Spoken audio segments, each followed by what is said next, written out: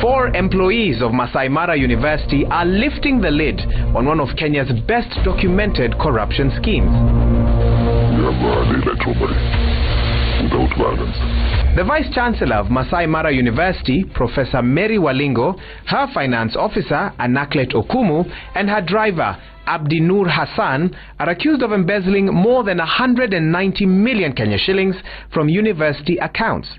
John, not his real name, works in the finance office at the Masaai Mara University. He drafted split checks on behalf and signed by Professor Walingo. We wanted to find out why internal auditors failed to detect 190 million shillings that was withdrawn from university bank accounts without supporting documentation. We do what we call creative accounting.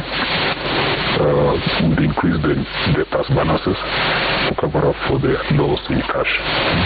This is a way of adjusting the accounting of a university or an institution to make them balance. Like now for our case where we had lost over 100 million in 2017-2018, so we have the balance sheet, and so we have to increase the debtors because the cash had been lost for 100 million. So, and we have the debtors which is our current asset, so we have to increase the debtors by 100 million so that it fills that gap in the loss of funds. If it is indeed true that the internal audit accounts were doctored by finance staff at the university, we wondered if officials from the Auditor General's office spotted anything suspicious. Because we have had meetings with them, we have been there in the audit process, but I also don't blame them because some of the documents are not revealed to them. Some of the documents are hidden. So, for them they use samples to carry the audit. So if some of the things are hidden, they may not be able to know that something is going on. John may be right, but our analysis of Spencer's phone recordings and hidden camera footage reveal a more telling narrative. On the 16th of May 2017, Spencer and Noor were on the phone about an ongoing audit process. Alafu umeongea na auditor mzuri. Nimepatana na huyo team leader, nimejaribu kuchimba akaniambia hao walitumwa tu wakuja wa audit mambo ya revenue. Nikamwambia revenue imetoka wapi, akaniambia ni vile ilipotiwa na wale watu wanakula. Na unaona ni watu tunaweza elewana na hao ama ni watu wa kurukaruka? Mtu mwenye anaongea na Waweru unamuogopa, unafaa. Sasa ile kitu tafanya na tunaenda juu. Nimebuka appointment tunaenda Thursday kukutana na Auditor General. So wewe maana nao uone vile itakuwa. Sawa. He was a very good auditor. I can tell you, like, these among the best auditors I've ever engaged with, because he knew actually. He just looked at the bank statements and said something is going on here.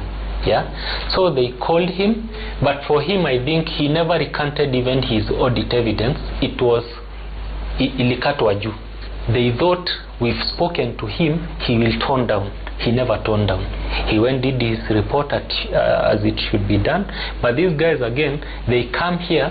That's when now they started asking for money for auditors, 4-5 million. We want to go and see the Auditor General. I don't know who Auditor General was. But what I can guarantee or can confirm to you is we finally got a favorable report.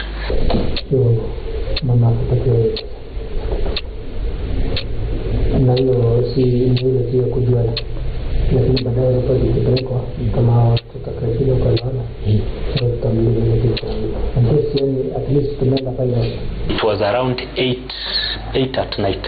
Yeah. So when he came, he said the VC had already paid somebody 300,000 for us to get a favorable audit report. So she needed a refund of the same, so I do the checks, and that's exactly what happened. We reached out to the outgoing Auditor General on his last day in office about these claims. Let me tell you, we will know right now if there is my officers, unless they're talking about other officers, if there's an officer on right now who is going to audit, we know right now the time the officer went, what the officer is doing, and we anticipate an output. Now, no issues which have been raised by the ground can be dropped. It may be dropped in the review, but we will, if if there is an issue, we can raise them all again. John is currently facing disciplinary action at work. In this letter, Finance Officer Mr. Okumu accuses John of failing to hand in quarterly draft audit reports. They accused me of filing the quarterly reports late. Why did you do that?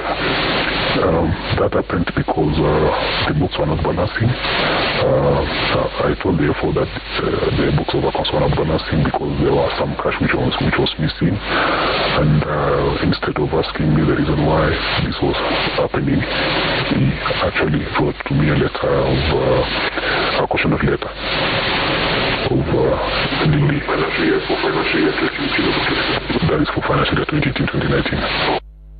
With all these allegations and the damning evidence, we wanted to hear from Professor Walingo, her driver Noor, and the finance officer, Mr. Okumu. Am I speaking with Professor Mary Walingo? Yes, sir. We've received allegations of misappropriation of funds at your institution, and we wanted to give you an opportunity to respond to some of the allegations. Today, honestly, is not possible because I have these people.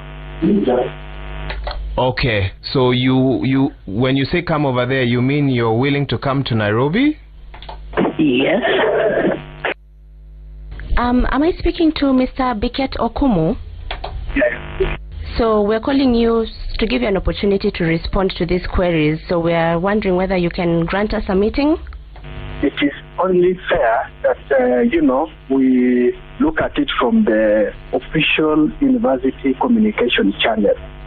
Because what I'll be doing, I'll be responding on allegations which are touching on the university generally.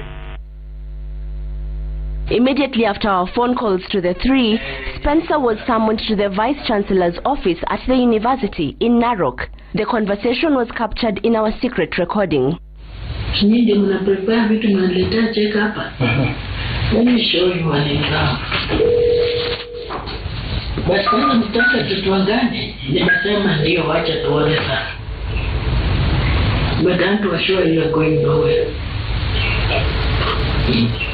Wewe nimekuini, Rose, give me that check. Those documents. Nimekutoa from nowhere. I was sharpening knife ya kunidunga mimi mwenyewe. Professor, kitu sijaelewa ni artillery. Unaelewa, nitakuwa nimechukuliwa, utaelewa what it is. Sasa nimeamua, let's fight now. Na mewaita wanakuja, usifikiri nitaenda wewe utabaki, utaingia kwanza ndio nifuate. Don't think you'll take me to jail, but unaingia kwanza na kufuata. So ndio wacha nikuashwe. You'll get in hata tena ataingia. You are jokers. Meanwhile, in Nairobi, another conduit had been sent our way. He alleged that Professor Walingo wanted an informal off-the-record meeting to negotiate.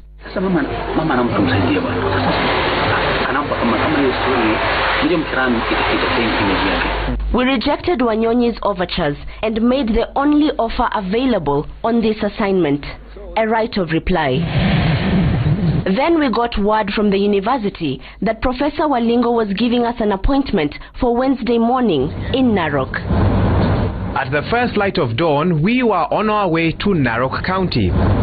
Upon our arrival, Mr. Noor, the visibly influential driver of the Vice-Chancellor, received us, accompanied by the university's marketing and legal teams. But then it became apparent that meeting the Vice-Chancellor was nowhere in their plans. We were taken on a tour of the university's botanical gardens, the lecture halls, the dorms, anything but that long-awaited sit-down interview with the Vice-Chancellor. As the professor's team scrambled to buy more time, something had to give. We received allegations of misappropriation of funds in this institution, of fraud, and of abuse of office. Misappropriation of funds, fraud, and abuse of office. Abuse of office. If you would like one word, corruption. sending an invitation to her. Yeah, we are grateful for her. Yes, the finance officer as well, Mr. Okumu. We also want to release the receipt. Yes. The finance officer. Yes. And the driving license. Yes. Mimi ni driver kwa university. Sina anything in line of money. So those who say that you give orders to the finance department? That is a lie. That you accompany them to the bank? If you want a sense in this university, hizi watu itaisha. Bwana mmoja upate kuzungusha. So you don't go to the bank, you've never gone to the bank to handle university money? Sijaenda kwa bank. Okay. Tafuta pesa ya university. Ile pesa mimi napatanga ni kitu inaitwa allowance subsistence. Before the broadcast of this story, Citizen Television had reached out to Professor Mary Walingo, Mr. Abdi Nur Hassan, CPA Anaklet Biket Okumu through direct phone calls, emails, official letters, and a visit to the institution. The trio has chosen silence, threats, delayed tactics, and attempts to compromise us. I would like to take this chance to thank Citizen TV for highlighting a damning heist at the Masaai Mara University. It helps me in the daunting task that I have been undertaking in attempting to rid the university of deceptive and gluttonous individuals who have been looting from the university coffers for a while now. This continuous financial impropriety and looting not only steals away the future of our children but also impairs development of our institution. On Friday the 30th of August 2019, Stanley Yaile, Spencer Ololchike, John and Dr. Anthony Yaile bundled up all the evidence they had been collecting since 2016, from bank statements, photographs of checks, phone conversations to hidden camera footage. The four have now formally reported this chain of graft to the Directorate of Criminal Investigations in Nairobi and have officially presented themselves as key witnesses of the Mara heist. 3 of these men have applied for witness protection from the state. Spencer, the man who started it all, says he is now ready to face the ending. It's better to die on your feet than to live on your knees. The word Narok in Maasai means black or darkness. Narok town is named after Enkare Narok, a river which weaves its way through that town. Now, the Masaai Mara University was meant to bring a river of opportunity to that previously marginalized county and to be a beacon of hope for young men and women who could now see the promise of higher education brought closer to their doorstep. But greed took over and brought with it a cloud of darkness in an otherwise growing university. But as they say, every cloud has a silver lining. And in this one, the silver lining is the brave voices who chose truth over silence and courage over fear. My name is Waihiga Mwaura. I'm Asha Mwilu. And this has been a Citizen TV special investigation.